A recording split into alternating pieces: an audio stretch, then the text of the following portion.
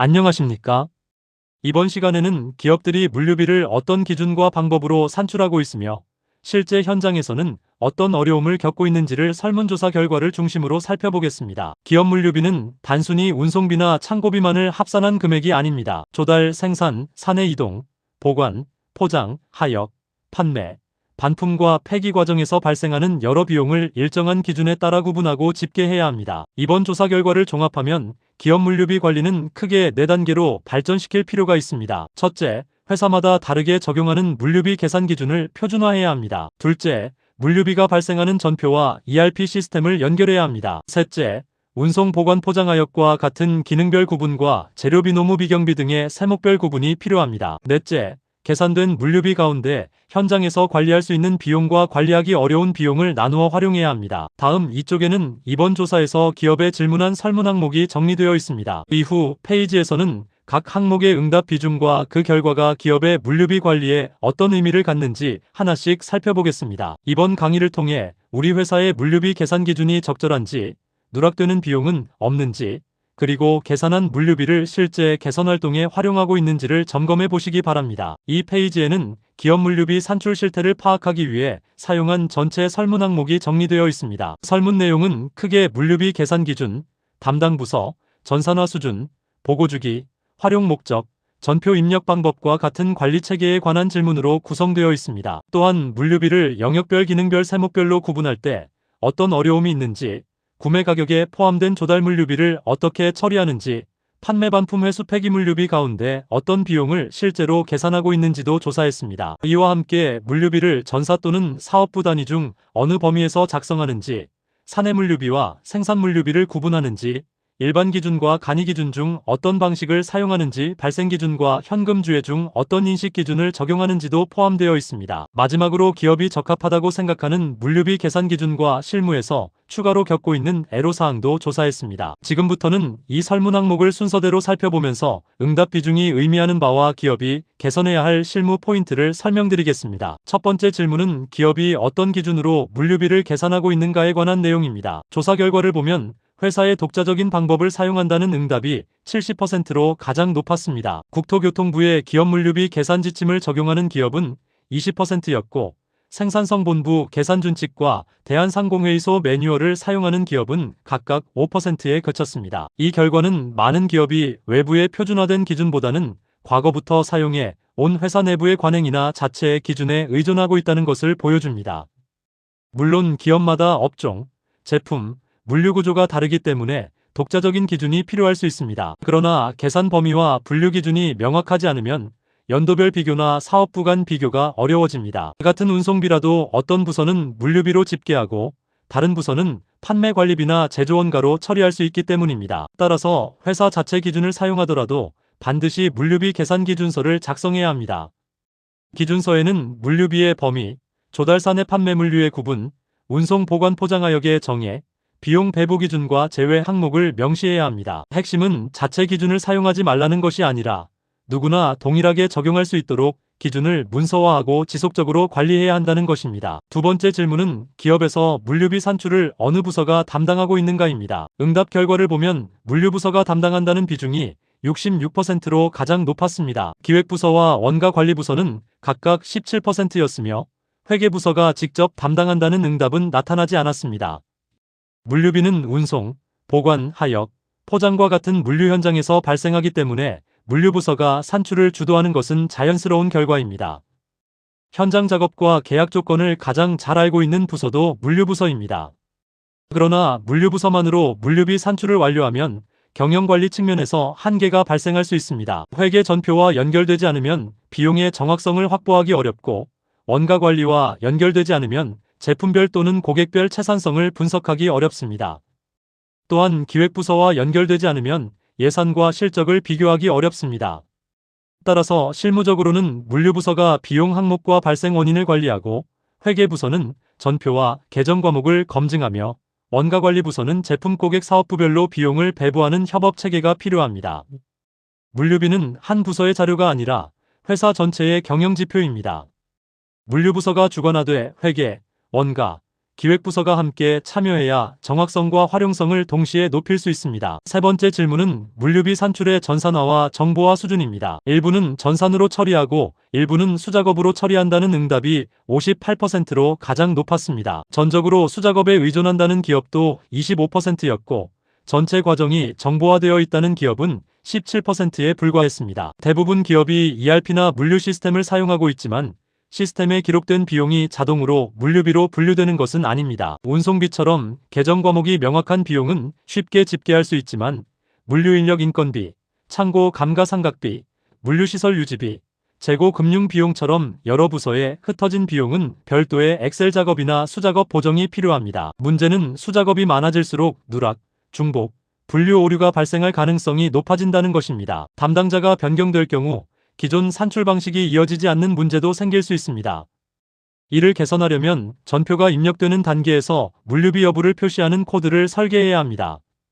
여기에 조달 사내 판매 등 영역 코드, 운송 보관 포장하역 등 기능 코드, 재료비 노무 비경비 등 세모 코드를 함께 연결하는 것이 좋습니다. 정보화의 핵심은 단순한 프로그램 도입이 아니라 물류비 분류 체계를 먼저 표준화한 후 시스템에 반영하는 것입니다. 네 번째 질문은 물류비 산출 결과를 어느 주기로 보고하고 활용하는가입니다. 조사 결과 한 개월 단위로 보고한다는 응답이 50%로 가장 높았고 3개월 단위가 33%, 필요할 때마다 산출한다는 응답이 17%였습니다. 6개월 단위로 보고한다는 응답은 없었습니다. 물류비는 물동량, 운송거리, 차량 적재율, 유류비, 보관량, 외주단가 등에 따라 매월 달라집니다. 따라서 분기나 반기 단위로만 분석하면 비용이 증가한 원인을 적기에 발견하기 어렵습니다. 예를 들어 월 물동량은 감소했는데 운송비가 증가했다면 긴급 배송이 늘었거나 차량 적재율이 낮아졌을 수 있습니다. 창고비가 증가했다면 재고량 증가, 보관기간 장기화 또는 외부 창고 사용 증가가 원인일 수 있습니다. 따라서 물류비는 월별로 산출하는 것이 적절합니다. 월별 보고에서는 예산 대비 실적,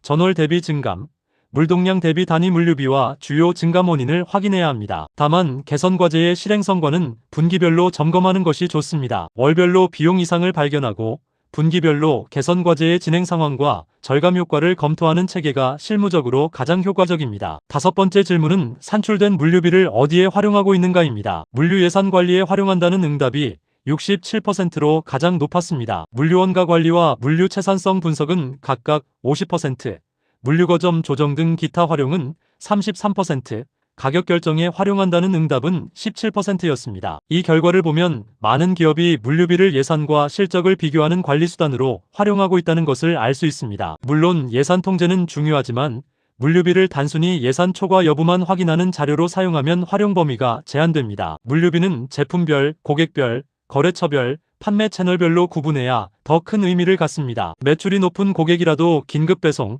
소량다 빈도 주문, 반품과 특수 포장이 많다면 실제 수익성은 낮을 수 있습니다. 또한 제품 가격을 결정할 때 제조원가만 반영하고 배송 보관 반품비를 누락하면 판매량이 늘어도 이익이 감소할 수 있습니다. 물류거점을 신설하거나 통합할 때도 운송비와 보관비의 상충관계를 함께 분석해야 합니다. 따라서 물류비는 예산 관리에서 출발하되 원가 관리, 채산성 분석, 가격 결정과 물류 네트워크 조정까지 연결해야 진정한 경영관리 도구가 됩니다. 여섯 번째 질문은 물류비 전표를 어떤 방법으로 입력하고 처리하는가입니다. 각 부서에서 해당 전표가 발생할 때 물류비를 구분하여 입력한다는 응답이 58%로 가장 높았습니다. 회계부서에서 사후에 별도로 구분하는 경우와 ERP 거래 발생 시 자동 입력되는 경우는 각각 17%였습니다. 전표 입력 후 별도의 자료를 작성하는 경우는 8%였습니다. 물류비를 정확하게 산출하려면 비용이 발생하는 시점에 바로 구분하는 것이 가장 좋습니다. 월말이나 결산 시점에 여러 전표를 다시 검토해 물류비를 찾으면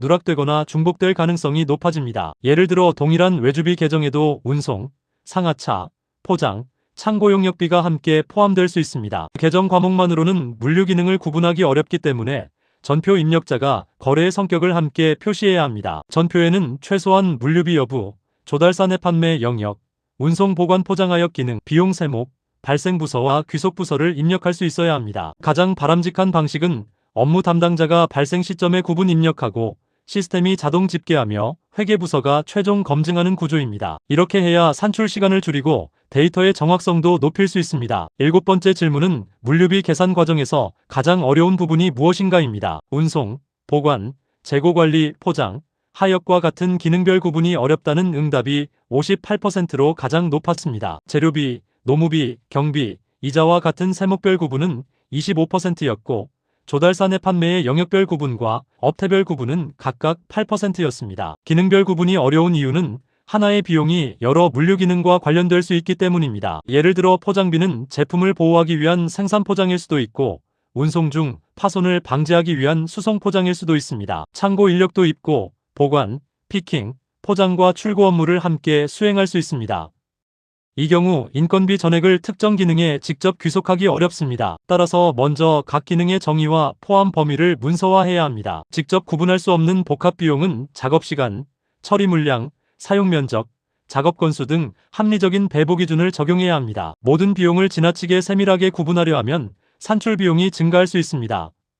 중요한 비용부터 직접 추적하고 나머지는 일관된 배부 기준을 적용하는 방식이 현실적입니다. 8번째 질문은 구매 가격에 포함되어 잘 보이지 않는 조달 물류비를 어떻게 처리하는가입니다. 각 구매 건별로 조달 물류비를 구분하여 처리한다는 응답이 41%였고 별도로 구분하지 않고 조달 물류비 계산에서 제외한다는 응답도 41%였습니다. 회사 기준에 따라 일정 비율로 처리한다는 응답은 17%였습니다. 조달 물류비는 원재료나 상품을 공급업체로부터 회사의 공장이나 창고까지 이동시키는 과정에서 발생하는 비용입니다. 그러나 도착도 조건으로 구매하면 운송비가 구매 가격에 포함되어 별도로 표시되지 않는 경우가 많습니다. 이 비용을 제외하면 공급업체별 실제 조달원가를 정확히 비교하기 어렵습니다. 단가가 저렴한 공급업체라도 운송거리와 조달 비용이 크다면 총구매 원가는 오히려 높아질 수 있습니다. 가능하면 공급업체 견적이나 계약서에서 제품 가격과 운송비를 분리해야 합니다. 분리가 어려운 경우에는 거리,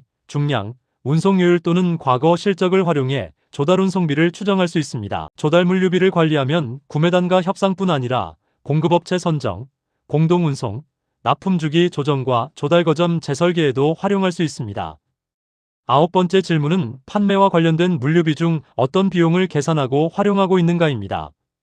일반적인 판매 물류비를 계산한다는 응답은 100%였습니다. 반면 반품 물류비는 41%, 폐기 물류비는 25%, 회수 물류비는 18%에 그쳤습니다. 대부분 기업이 제품을 고객에게 배송하는 정방향 물류비는 관리하고 있지만 반품 회수 폐기와 같은 역물류비의 관리 범위는 상대적으로 좁다는 것을 보여줍니다. 그러나 고객별 또는 제품별 수익성을 분석할 때 역물류비는 매우 중요합니다. 반품률이 높은 고객은 재운송비, 검수비, 재포장비와 재입고비가 추가로 발생합니다. 회수 제품은 분류와 수리비가 발생할 수 있고 판매가 불가능한 제품은 폐기비용까지 부담해야 합니다. 특히 전자상거래와 다품종 소량 배송이 확대될수록 반품 물류비가 전체 수익성에 미치는 영향은 커집니다. 따라서 판매 물류비를 계산할 때 출고, 운송비만 볼 것이 아니라 반품, 회수, 재포장, 재입고, 폐기 비용을 별도 코드로 관리해야 합니다. 정방향 물류와 역물류를 함께 관리해야 고객별 채널별 실제 채산성을 정확하게 판단할 수 있습니다. 10번째 질문은 기업이 물류비를 어느 범위에서 작성하고 있는가입니다. 사업부 또는 사업본부 단위로 작성한다는 응답이